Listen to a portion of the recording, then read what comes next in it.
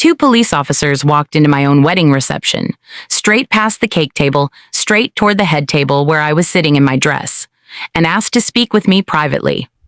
My father had called them himself 40 minutes earlier from the parking lot and told them his daughter, the bride currently cutting a 5-tier cake 20 feet away, was running drugs out of her apartment. I want you to sit with that for a second, because it took me a long time to sit with it myself. My own father called the police on me at my own wedding, based entirely on something my sister told him 3 weeks earlier. And the worst part isn't even that he believed her. The worst part is how easy it was for him to believe her, after 30 years of quietly deciding which daughter deserved the benefit of the doubt. Welcome back to Hidden Truth Stories.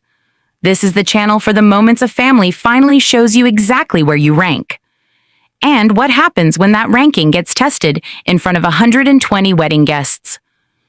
If a story like this feels uncomfortably familiar, drop a comment and let me know.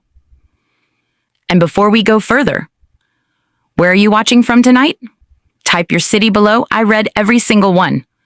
My name is Olivia Marsh. I'm 32. I run a small medical billing consultancy out of a converted spare bedroom, which will matter more later than you'd expect. My sister Bree is 29, and for most of our adult lives, she has been quietly, carefully unraveling in ways our parents have never once let themselves see clearly. Growing up, Bree was the golden one. Not because she tried harder, but because she needed more. And in our house, need got mistaken for specialness.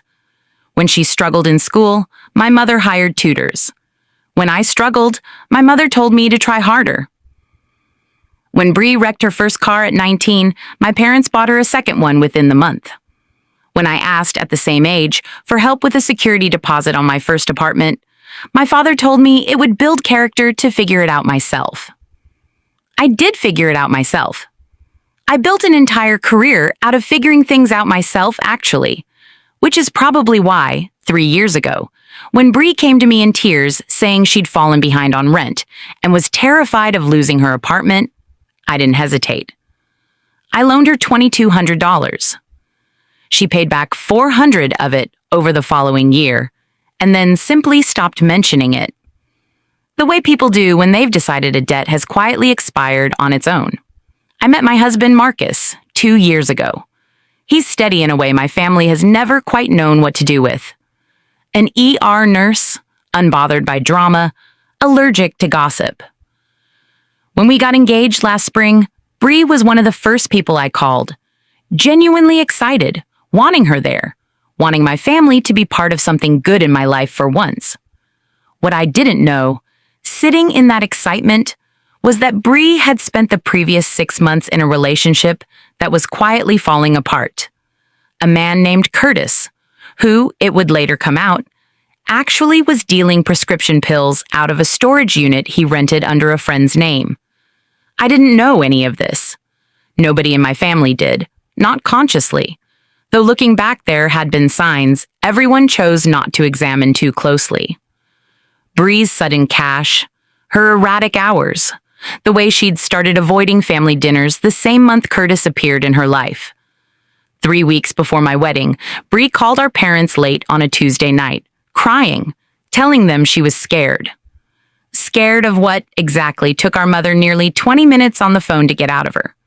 What Bree eventually said was this, that I had been acting strange for months, that Marcus's work schedule gave me too much unsupervised time, and that she had personally seen unmarked pill bottles and cash in my apartment when she'd stopped by unannounced the week before. None of it was true, not one word. But my sister has always had a particular gift. She doesn't lie the way most people lie in obvious, checkable ways. She lies by handing you just enough specific, plausible detail that your own imagination fills in the rest, and then insists, tearfully, that she's only telling you because she loves you too much not to. If you've ever been the sibling whose words somehow mattered less, even when you were telling the truth, tell me in the comments.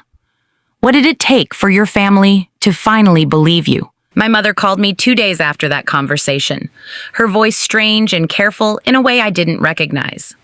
She asked, out of nowhere, whether everything was okay financially with the business. I said yes, genuinely confused, and asked why she was asking. She said too quickly that she just wanted to check in, and changed the subject. I didn't think much of it at the time. I was 3 weeks from my wedding, buried in seating charts and a vendor who kept changing the delivery window for the flowers.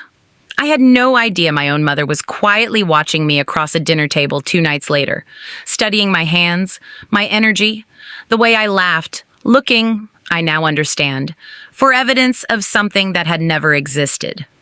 My father is a different kind of person than my mother. Quieter, more decisive once he's made up his mind, and almost impossible to talk back out of a conclusion once he's reached one. I don't know exactly what Bree told him directly, separate from what she told our mother, because he has never once, to this day, told me himself. What I do know is that by the Thursday before my wedding, he had decided, privately and completely, that his daughter was involved in something dangerous, and that his responsibility as a father was to protect the family from the fallout, whatever that meant. I found out how far that decision had gone on a Saturday afternoon, standing in a dressing room in my wedding gown while a seamstress pinned the hem, when my phone buzzed with a text from Marcus's mother, of all people, asking, gently, carefully, whether everything was all right with my side of the family, because my father had apparently called Marcus's father the night before to ask, and I am quoting this as closely as I can reconstruct it, whether Marcus knew what he was marrying into. I called my father immediately. He didn't deny the conversation. What he said instead, in a voice that still makes my stomach drop when I think about it, was, "I have a responsibility to make sure this family isn't blindsided, Olivia. If there's nothing to it, you have nothing to worry about." I told him, as calmly as I could manage, while sitting in a wedding dress with pins still in the hem, that there was nothing to it, because there was genuinely nothing to it. He said he hoped that was true. Not that he believed me, that he hoped it was true. The distance between those two sentences is where I finally understood exactly how little my word counted for in that family, and exactly how much my sister's tears counted for instead. I didn't cancel the wedding. I want to be honest about why, because it wasn't naivety. Part of me still believed, foolishly, that once my father actually saw me on my wedding day, happy, ordinary, nothing at all like the person Bree had described, the whole thing would simply dissolve on its own, the way most family panic eventually does when it collides with reality. I was wrong about that. Reality, it turns out, doesn't stand a chance against a story someone has already decided to believe. Second question for you. If a sibling had quietly poisoned your parents' opinion of you with a lie built on just enough plausible detail, would you have confronted them immediately or waited it out the way I did? The wedding day itself was, up until 4:15 in the afternoon, genuinely one of the best days of my life. The ceremony went smoothly. Marcus cried during his vows, which surprised absolutely no one who knows how steady he pretends to be. My mother cried too, though I understand now that her tears that day were carrying more than one kind of grief. The reception was in full swing. The band had just started, and I was standing at the head table cutting the cake with Marcus's hand over mine on the knife, laughing at something his best man had shouted from across the room, when I noticed my father wasn't at his seat. I assumed he'd stepped out to take a call, which, on any other day, would have been an entirely unremarkable thought. 2 uniformed police officers walked in through the side entrance near the bar roughly 10 minutes later. I want to be clear that I did not immediately understand what was happening. My first thought, absurdly, was that something had happened to a guest, a car accident in the parking lot, something external to the day entirely. It took the officer's actual first sentence to me, asking quietly whether we could step outside to talk, for the full shape of it to land. My father had called the non-emergency line an hour earlier from his car in the parking lot and reported that he had reason to believe his daughter was distributing controlled substances, and that a large gathering at the venue that afternoon might present an opportunity to address it. He gave them the venue's exact address. He gave them my full name. He did this while I was inside cutting a cake he had paid for. The officers were, to their enormous credit, calm and reasonably skeptical from the start. A call like that, with no prior report, no evidence, nothing beyond a father's claim about his daughter's wedding day, apparently raises its own kind of red flag in their training. They asked me a handful of basic questions, standing near the coat check in my wedding dress, while 120 guests continued dancing 30 feet away, unaware anything at all was happening. I answered every question. There was obviously nothing to find, because there was nothing to find. What happened next is the part of that day I will never fully get back. My father, seeing the officers preparing to leave without incident, walked over and, in front of Marcus, in front of my mother, in front of the venue coordinator standing nearby with a clipboard, said, loudly enough that several nearby guests turned to look, "I want this documented. I'm not comfortable with what's happening in this family, and I did what I had to do." Marcus, to his enormous credit, did not raise his voice. He simply stepped between my father and me, said something quiet I still don't fully know the words to, and asked the officers politely if there was anything further they needed, or whether they could allow the rest of our wedding to continue in peace. They left within minutes, one of them pausing at the door to tell me, quietly, that reports like that almost never lead anywhere, and that I should have a wonderful evening. I did not have a wonderful evening. I finished my own wedding reception in a fog, smiling through photographs, cutting cake, dancing my first dance, while somewhere underneath all of it, something in me that had spent 32 years quietly accommodating my family, finally completely broke. If this story is hitting a nerve, subscribe so the next one finds you. And tell me honestly, would you have finished the reception the way I did, or walked out the moment those officers arrived? I didn't speak to my father for 6 weeks after the wedding. I didn't speak to Bree for considerably longer than that. What finally broke the silence wasn't an apology. It was Curtis's arrest, 3 months later, on charges related to exactly the storage unit operation I mentioned earlier, which came with a police report that, buried in its details, mentioned Bree by name as a person of recurring interest during the investigation, someone who had visited the unit regularly enough to draw attention. My mother called me the week that news broke, her voice small, in a way I had genuinely never heard from her before. She didn't apologize outright, not at first. What she said was, "I think we need to talk about some things." I agreed to meet her for coffee, alone, without my father, because I wasn't ready yet to be in a room with him. Over that coffee, my mother admitted something I suspect she'd known, somewhere underneath, for a long time, and simply hadn't let herself examine. That Bree's accusation about me had come at almost exactly the moment Curtis's operation was beginning to unravel.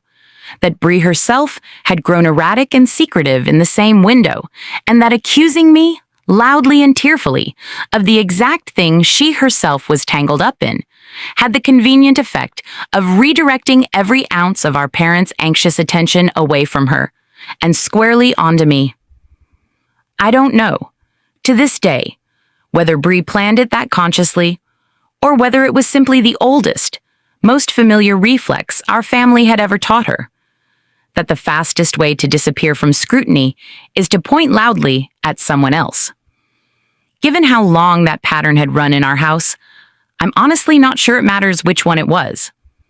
My father and I did eventually talk, months later, in a conversation that was nowhere near as satisfying as I'd once imagined it would be. He didn't fully apologize, not the way I needed him to. What he said essentially was that he'd acted out of fear for the family, and that he regretted how it had unfolded at the wedding specifically, though he stopped short of saying he regretted the underlying decision to believe Bree over me in the first place. I've had to learn to accept that partial accounting is likely the most I'll ever get from him, and to decide, on my own terms, how much relationship that partial accounting is actually worth to me going forward. Bree and I have not spoken since the wedding. I don't know if we ever will again. I used to think that not speaking to your own sister would feel like an open wound forever. It doesn't, actually.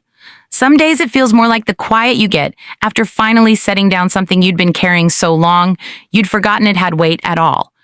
So tell me honestly in the comments, was I wrong to let my father back into my life at all after what he did? Or does 30 years of a relationship earn someone one imperfect chance to make it right? Subscribe if you want more stories like this one, and let me know where you're watching from tonight. Marcus and I have been married a year now. Every so often, usually around our anniversary, someone asks how the wedding went, expecting the ordinary kind of answer people give about flowers and first dances. I've stopped pretending it was ordinary. I tell them the truth now, that it was the day I found out exactly where I stood in my own family, and somehow still managed to build the marriage I actually wanted, right in the middle of it.